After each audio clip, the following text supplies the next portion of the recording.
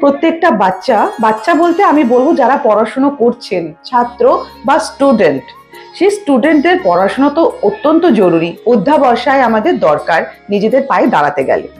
আজকে এরকমই একটি প্রতিষ্ঠানের কথা আপনাদের কাছে বলছি, যেমন ধরুন নরেন্দ্রপুর রামকৃষ্ণ মিশন। আজকে বিভিন্ন রকম কাজে ব্যস্ত থাকায় সবসময় কোনো প্রতিষ্ঠানগুলোতে সেইভাবে যাওয়া হয় না।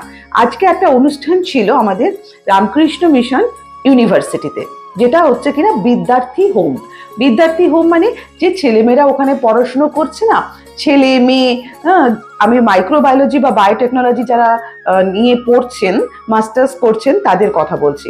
প্রত্যেক বছর যারা মাস্টার্স করেন, প্রথম বর্ষের ছাত্রছাত্রীদেরকে কিন্তু এই হোমটা করানো হয়, যাতে তারা ভালো করে পরমহংসদেব, মা শারদামণি, স্বামী বিবেকানন্দ, তাদের আশীর্বাদ নিয়ে যেন এই সমস্ত ছেলেমেয়েরা তাদের ভবিষ্যৎ জীবনে এগিয়ে যেতে পারে।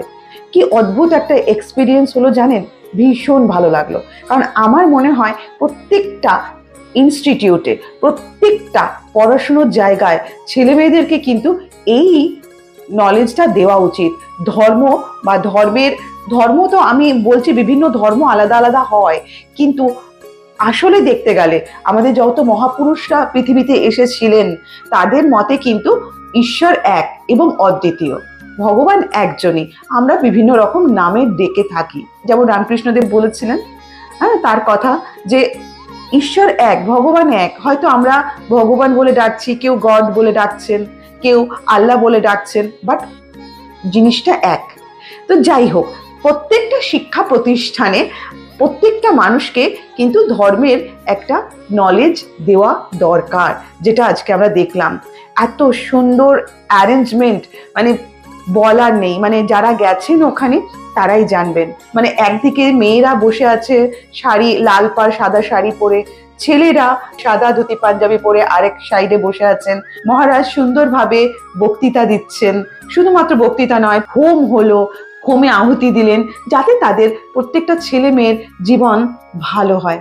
আর সত্যি কথা বলতে কি, একটা কথা না বললেই নয়, এখানে এরকম ছেলে মেয়েদের সাথেও আলাপ হলো যারা কিন্তু অন্য ধর্মের, তারাও কিন্তু এই বিদ্যার্থী হোমে সমানভাবে অংশগ্রহণ করেছিলেন। আর তারা প্রত্যেকেই সেখানে আহুতিও দিয়েছিলেন।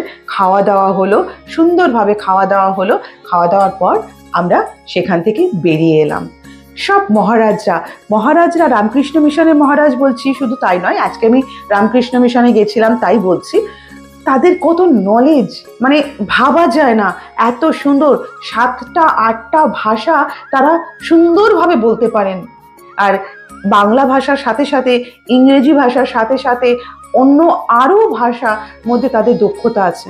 তারা মহারাজ, তাদের মানে নলেজের, জ্ঞানের অভাব নেই। তাদের আশীর্বাদ সত্যি সত্যি প্রত্যেকটা ছেলেমেয়ের উপরে থাকা উচিত, তবেই তারা কিন্তু নিজের লক্ষ্যে পৌঁছতে পারবেন। নরেন্দ্রপুর রামকৃষ্ণ মিশনে মাস্টার্সে যারা পড়ছেন, প্রথম বর্ষের ছাত্রছাত্রীদের অনুষ্ঠানে ভালো লেগেছে, তাই আপনাদের সাথে শেয়ার করলাম। আপনাদের কেমন লাগলো, আপনাদের মতামত আপনারা আমাদেরকে জানাবেন। নমস্কার, ভালো থাকবেন।